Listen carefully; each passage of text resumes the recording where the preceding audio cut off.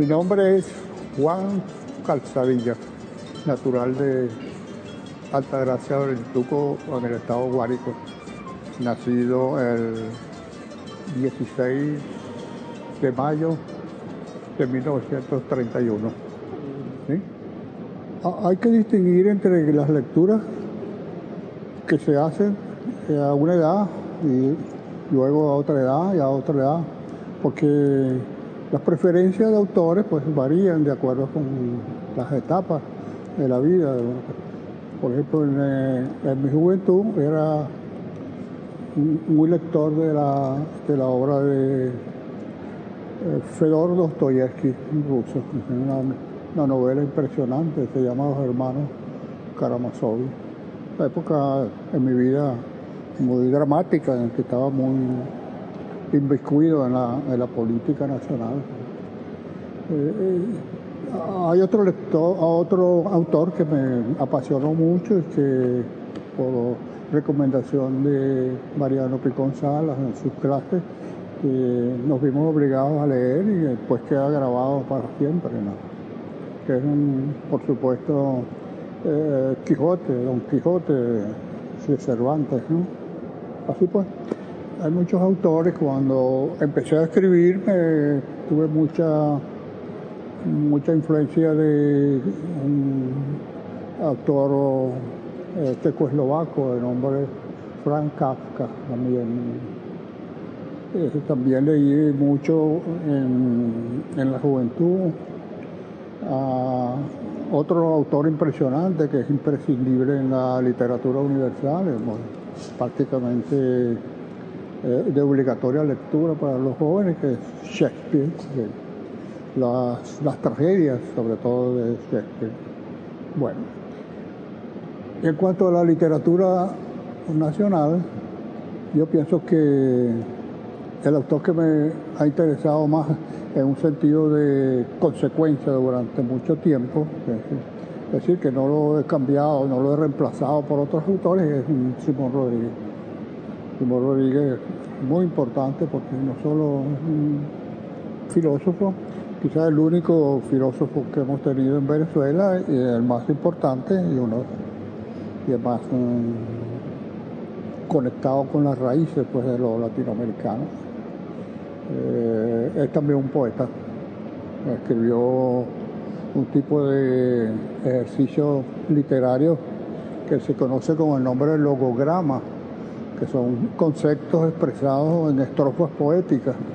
Y eso es muy interesante porque Simón Rodríguez manejaba muy bien la precisión en el uso del lenguaje. Cuando se precisa mucho con el lenguaje para expresar ideas, se escribe filosóficamente, ¿no?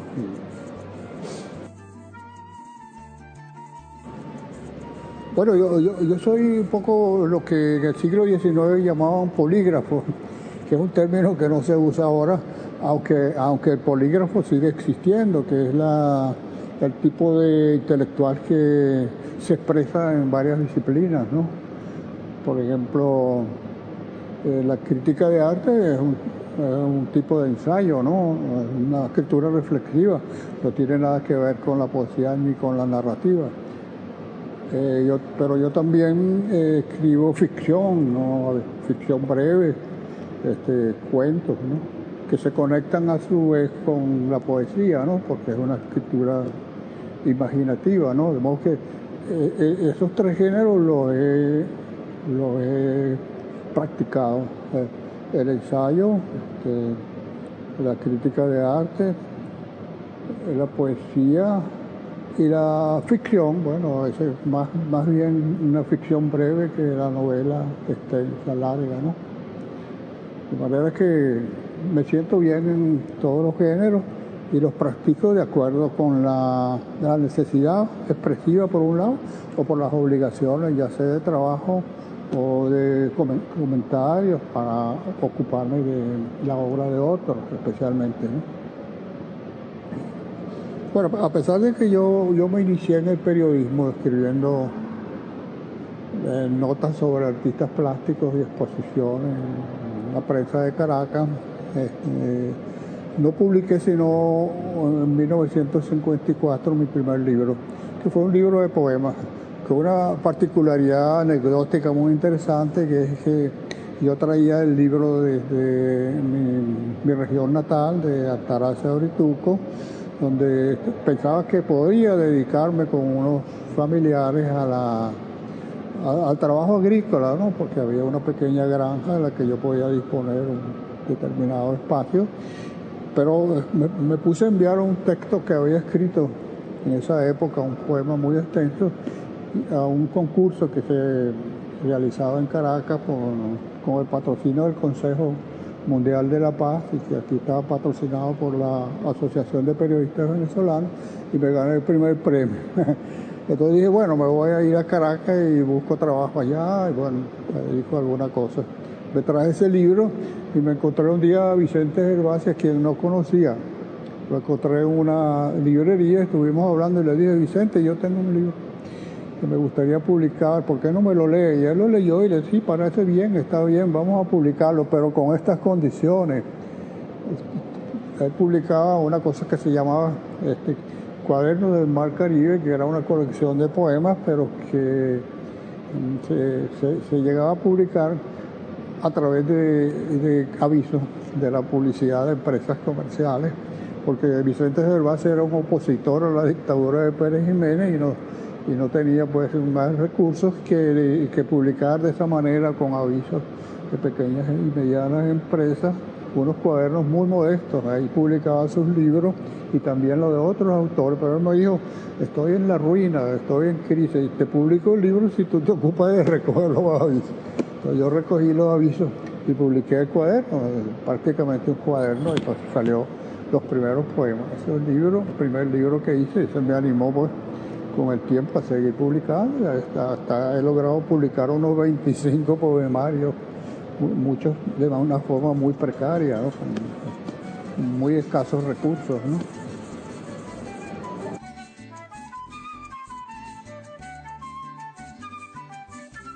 Bueno, yo creo que hay tres tipos de lectura, que es una lectura distractiva, ¿no? ¿Verdad? Recreativa, ¿verdad? Útil, por supuesto, y que es instructiva, ¿no? Y hay una lectura que es obligatoria, pues, para la formación de la personalidad, pues, para el conocimiento, ¿no? Para ampliación pues de la perspectiva, ¿no? de conocimientos, ¿no? O que se utiliza para el estudio, ¿no? Para estudios regulares, académicos, universitarios. Y hay otro tipo de lectura, que es la que enriquece la personalidad, que forma al individuo ética y espiritualmente para la vida, ¿no? Y que es una mezcla de lo instructivo, ¿verdad? Y de lo educativo, ¿no? Pero también hay otro aspecto, que es que la lectura no es exclusivamente la que hacemos en los libros, en los manuales, ¿verdad? En la poesía, en la literatura. Es también la que hacemos en la vida, ¿no? Sí. Nosotros estamos constantemente haciendo una lectura de la realidad, al punto de que hay un autor alemán, un creador de aforismos muy importante para el pensamiento de Nietzsche, que decía que la observación es más enriquecedora para el individuo que la lectura misma. O sea, que una persona observando lo que pasa y por supuesto reflexionando, asimilando esa lectura visual que hace de la realidad, puede llegar a ser más sabios que uno que ha estudiado académico durante mucho tiempo. Eso lo pensaba también nuestro Simón Rodríguez. Simón Rodríguez decía que no puede leer el que no tenga ideas. O sea, que la lectura siempre es una confrontación con el conocimiento que llega visualmente al sujeto y al que ya tiene la persona. O sea, que el sujeto es reflexivo y tiene que asimilar la lectura en términos de un pensamiento pues formativo, ¿no? Frente al cual reacciona. De manera que, bueno, la lectura es fundamental. La lectura, a pesar de que hay autores que negaban el papel futuro del libro, que decían que el libro iba a desaparecer, eso pareciera que no es una profecía que no se va a cumplir, porque lo que estamos viendo es que cada día se lee más. Y en Venezuela, pues por supuesto, mucho más, hay cada vez más lectura.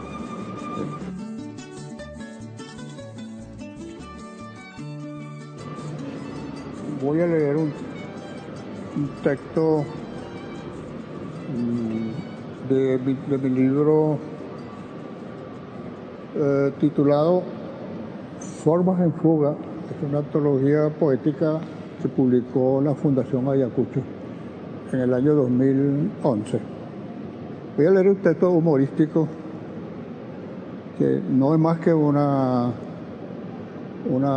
tendencia, pues una línea de mi trabajo, no necesariamente la más importante, pero la que a mí me parece que por tener un carácter irónico y humorístico puede ser interesante para el lector.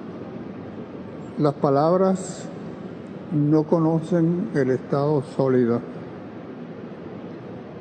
La dureza no es un estado propio de la voz, y sin embargo la gente pide que se hable más duro, más fuerte. También es inoportuno el concepto de fortaleza, como cuando alguien me ordena que hable más duro, más fuerte. En general, lo que quieren decir con esto es que hable más alto. Pero ¿quién puede elevar tanto su voz para volverla reconocible en medio del bullicio ensordecedor que hacen los que compiten por hablar más duro y más fuerte? Lo mismo sucede con el estado sólido. Juicios sólidos. Yo prefiero los líquidos. Los juicios sólidos son más difíciles de tragar. Muchas gracias.